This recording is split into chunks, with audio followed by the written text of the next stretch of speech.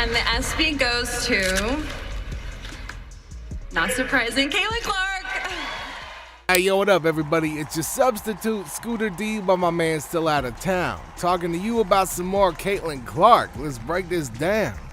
Look, man, we all know that awards belong to the stars who really matter. Hey, everyone. This is your replacement Scooter, D, talking to you about some more things while my man is still out of town. The rookie star Caitlin Clark made headlines by winning 2 awards at the ESPY and was now recognized with the Best College Athlete Women's Sports and Best Record-Breaking Performance Awards during the ceremony on July 11th. Let's break this down, man. We all know that awards belong to the stars who truly matter and have a 360 degrees impact on sports, and ESPY knows who deserves the awards.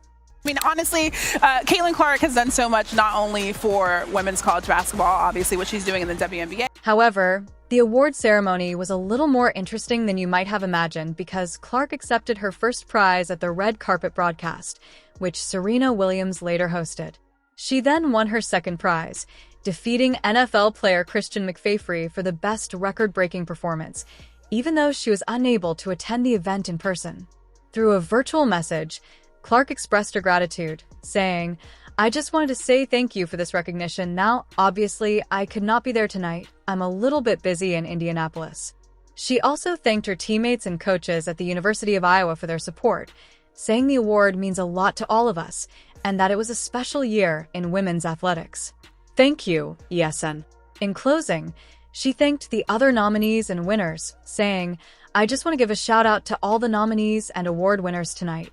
She also mentioned that she wished she could have attended, but she was unable to do so because she had defeated her favorite star, Diana Taurasi, on the court before the ESPYs. Clark received the most nominations, including nominations for Best Athletes Women's Sports, Best College Athlete Women's Sports, and Best Record-Breaking Performance, by becoming the all-time scoring leader in NCAA basketball. Following her stellar collegiate basketball career at the University of Iowa in April, where she was chosen as the first overall pick in the 2024 WNBA draft, and her professional basketball debut with the Indiana Fever in May, Clark's popularity skyrocketed. However, in spite of her achievements, she was left off of the women's basketball team for the 2024 Summer Olympics in Paris. In June, she responded to the news by telling Independent Star Sports' Chloe Peterson says she's happy for the girls on the squad because she knows it's the most competitive team in the world, and she knows that her inclusion on the team could have gone either way. She's just happy for him. As a child who grew up watching the Olympics, Clark continued, "I'm going to be ruling them on to win gold. It'll be fun to watch them." She made it clear that she was not disappointed and saw it as inspiration for future prospects, demonstrating her exceptional athletic ability. In an exclusive interview with Us Weekly, Stephen Smith defended Clark from criticism regarding her popularity, emphasizing that while race is always a factor that we cannot ignore, it need not always be a bad one. He claimed that in addition to being white, Clark also happens to be an excellent basketball player, a wonderful person, have a fantastic family history, and have excellent marketability assets. Following the accomplishment, the Indiana Fever rookie spoke candidly about the representation of women's basketball at the ceremony. Her remarks at the most recent post-game conference attracted the attention of the basketball community and pointed to the direction of the women's sport. The 22-year-old hinted at a bright future for the sport after Clark acknowledged watching the show from home. She said, "I think it shows where women's basketball is going and obviously women's athletics in general. Juju Watkins and Asa Wilson won. I won a couple. I think it shows the excitement around a game and how many people watch and pay attention to where it's going to go, like a number of her college at honors," adding that it wasn't the first time she captured one of the ESPY awards. Clark was named with LSU gymnastics standout Haley Bryant as the finest women's college athlete. Izzy Scan, a Northwestern lacrosse star, and Sarah Franklin, a Wisconsin volleyball star, shared the honor. Although Clark had previously won the ESPY for top women's college athlete in 2023, their ESPY victory for best record-breaking performance on Thursday night established ESPY history.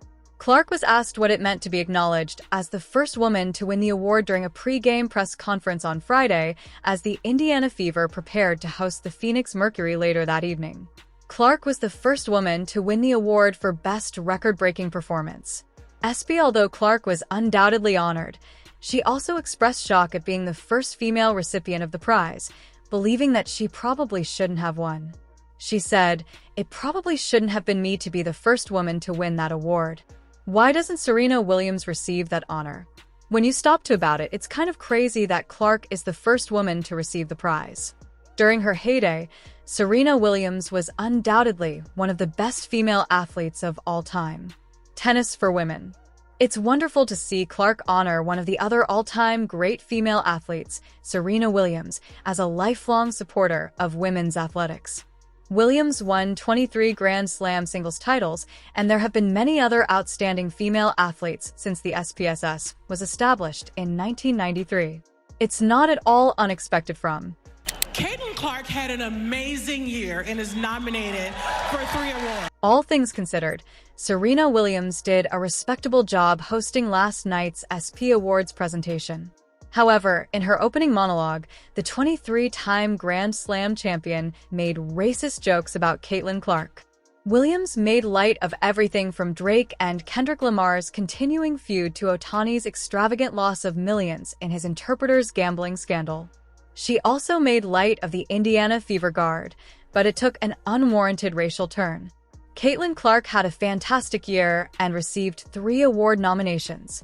Williams claimed that you are the Larry Bird, that you are a fantastic player, that you have ties to Indiana, and that white people are crazy about you.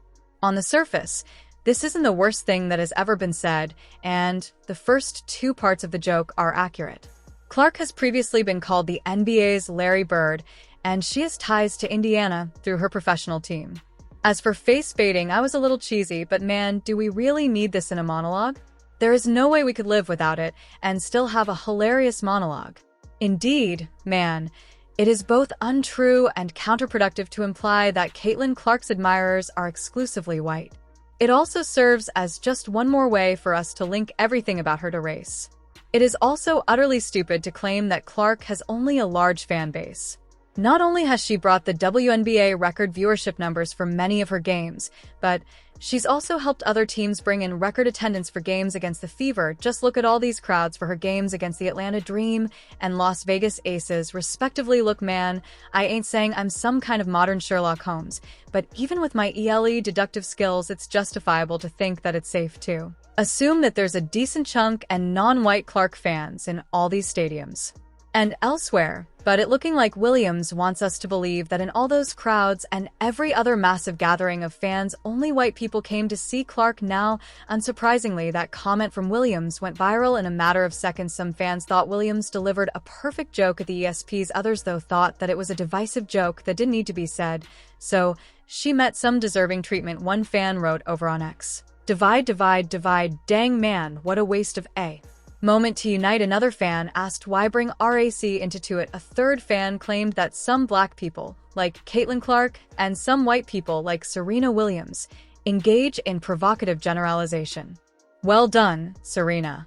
You were provocative for 5 minutes. Congratulations. Clark has not responded to Williams' joke or will not do so because she is a true generational star. Alright, so what do you think about all of these shenanigans and Caitlin's involvement in them? Let me know in the comments box below. Awards, and don't forget to like and subscribe. I'll see you in the future video.